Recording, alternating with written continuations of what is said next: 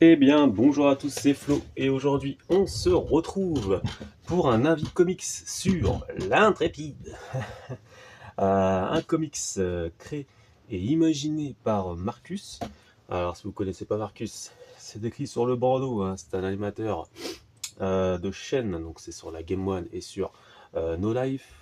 Euh, je pense que pour la moitié des personnes qui vont voir cet avis comics, bah, vous connaîtrez le monsieur. C'est chez les éditions Ankama. Donc voilà, voilà. Et j'avais envie de présenter ce comics parce que moi je ne le connaissais pas du tout avant d'avoir rencontré du coup le monsieur. Donc j'ai eu l'opportunité de le croiser une dizaine de minutes euh, et je l'ai écouté parler. En fait, j'ai même pas j'ai posé aucune question, je l'ai écouté parler et j'ai appris qu'il avait du coup co-créé créé ce comics, donc l'Intrépide, qui vient d'une idée qu'il avait quand il était plus jeune. Alors, donc c'est son idée à lui, il fait partie de l'équipe scénaristique avec Rémi Guérin, et au dessin et à l'ancrage on a Guillaume Lapère, j'espère que je prononce bien, et la couleur on a Julien Nido. Donc on a bien sûr les remerciements, on a bien sûr un édito et on a l'histoire. Alors je vais parler vite fait de l'histoire et après je vais parler des petits bonus du coup de la création et du lancement de ce comics.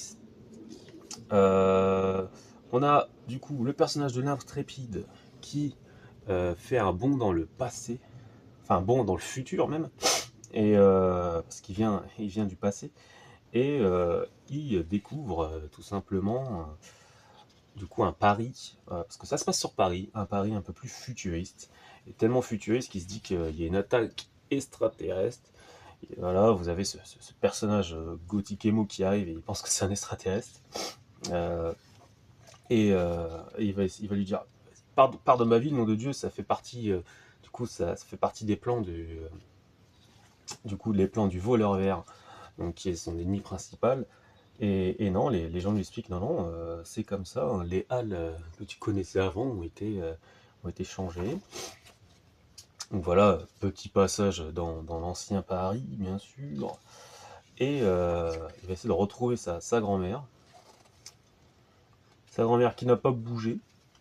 Et elle se dit, non mais, parce qu'il se dit, non mais, ça fait combien de temps que j'ai disparu, tu te rends pas compte? Sa grand-mère lui dit, oh tais-toi, vas-y, viens, je vais te préparer à manger. Et du coup, de là, on va découvrir les origines de ses pouvoirs. En fait, c'était une entre guillemets une bonne du couple du coup Curie. Donc la fameuse Yvonne, du coup la grand-mère, va se voir donner une monture, du coup, une batterie de casseroles qu'avait utilisé le couple Curie.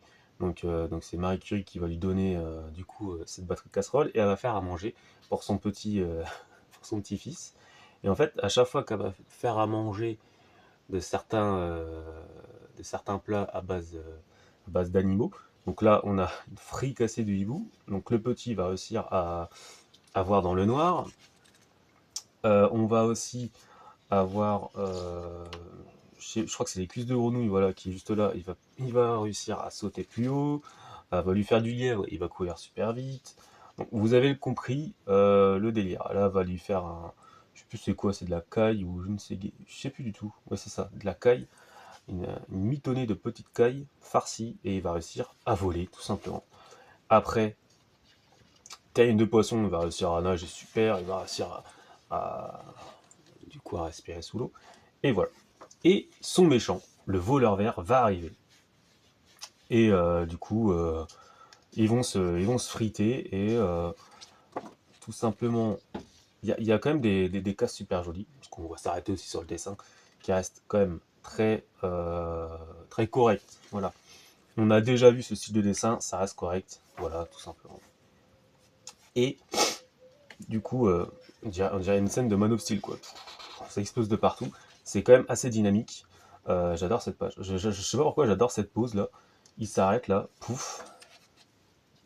y a quand même certaines cases qui sont très très propres. Voilà. Et voilà, malencontreusement, avec ce canon, ils vont ouvrir une sorte de brèche au niveau de la timeline. Et ils vont, lui, en fait, il va avoir plusieurs timelines différents avec du coup l'intrépide à l'intérieur. Donc à chaque fois, il y a des intrépides dans chaque timeline. Et euh, il va essayer de l'amener dans une timeline où il se dit qu'il aura beaucoup moins de chances de gagner. Et du coup, vous vous doutez bien c'est laquelle, c'est la timeline préhistorique, tout simplement. Donc voilà. Et vous vous doutez bien que le personnage de l'intrépide euh, va avoir des pouvoirs suite à des plats concoctés. Donc c'est là où je me dis, où est la limite de son pouvoir, parce que est-ce qu'il arrive à avoir du coup les pouvoirs de ce Triceratops juste parce qu'il le mange, ou c'est parce que c'est sa grand-mère qui lui fait à manger dans ses plats qui sont du coup blindés de radium, si je dis pas de conneries. Parce qu'à un moment donné, là il va manger le Triceratops et normalement il va avoir ses petits bras et une queue de Triceratops. Attendez, excusez-moi, je vais vous le montrer. Donc voilà, vous l'avez là. Boum, boum, il se transforme. Bon, je trouve que c'est un petit peu gros, quoi. Mais bon, de là, ça reste aussi ça reste un comics, on va pas chercher on va pas chercher les cohérences et tout. Bon, ça reste classique, ça reste sympa à lire, bien entendu, et ça appelle bien sûr une suite. Une suite qui existe et s'il y a un tome 2. Si jamais je trouve le tome 2, je ferai un petit avis là-dessus. Moi, j'ai trouvé sympathique. C'est sympa. Au niveau du dessin, au niveau de l'histoire, ça pousse un petit peu, mais voilà, ça reste plaisant à lire, sans prise de tête. Je trouve aussi, et c'est surtout ça, moi, qui m'est resté, c'est l'édition Kama que je trouve quand même assez correcte.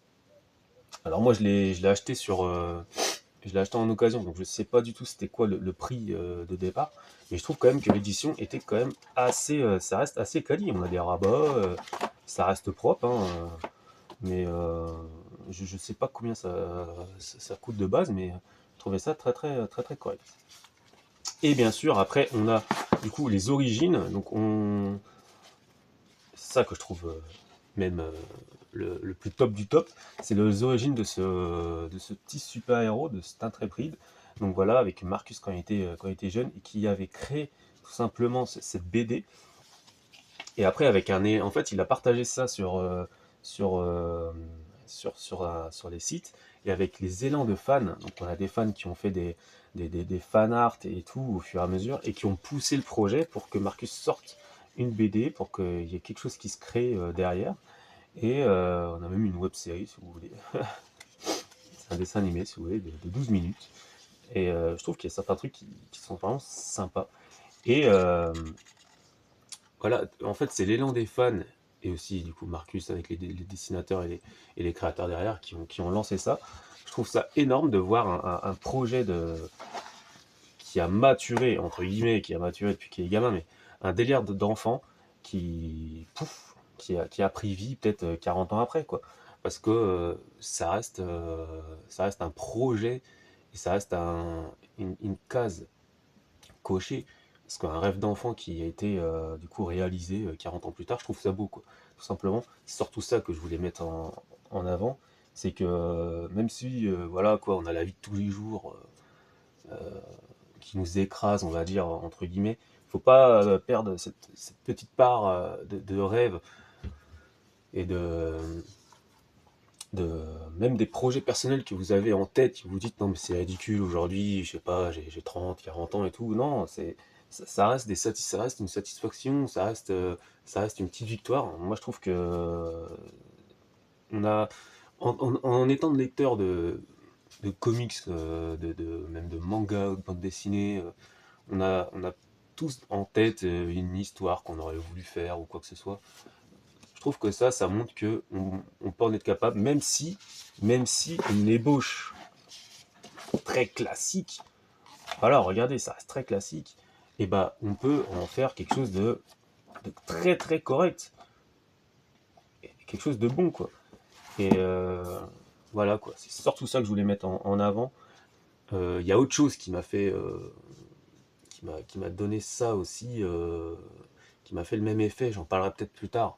C'est un comics, et là il y a quand même une série qui a été faite derrière.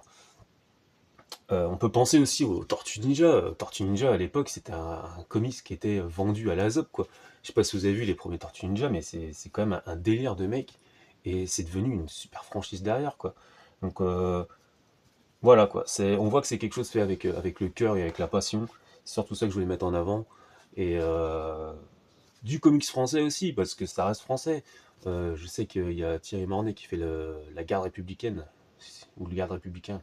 Excusez-moi si je me suis trompé sur le titre, que je vais essayer de lire. Je vais essayer de me lancer dessus, parce que bah voilà, maintenant, je fais- j'ai l'impression d'avoir fait un petit peu le tour. Alors, bien sûr, il y aura toujours des choses à lire, Marvel, DC, ou même les indés, bien sûr, il y a toujours des choses à lire. Mais maintenant, je vais essayer de chercher des petits trucs à droite, à gauche, que ce soit pour moi perso ou même pour vous les faire partager. Et là, je voulais le faire partager tout simplement. Donc voilà. Donc si vous avez des questions, dites-le moi en commentaire. Si vous avez des anecdotes, du coup, sur ce projet, dites-le moi en commentaire. Mettez un j'aime. Et moi, je vous dis à la prochaine pour un prochain Avis Comics. Salut.